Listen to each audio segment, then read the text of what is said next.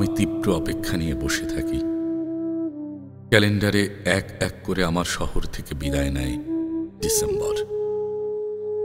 অপেক্ষার প্রহর বাড়ে। মনে মনে ভাবি, এই বুঝি কেউ এলো, নতুন বছর, নতুন মানুষ, একটা নতুন ঠিকানা।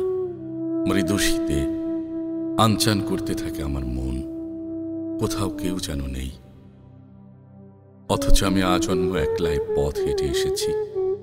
ক্লান্ত পথে হাত বাড়িয়ে সঙ্গী হয়নি কেউই। সঙ্গ চেয়েছে অনেকেই, তবে সঙ্গী হয়ে শেষ অবধি পাশে থাকেনি কেউ।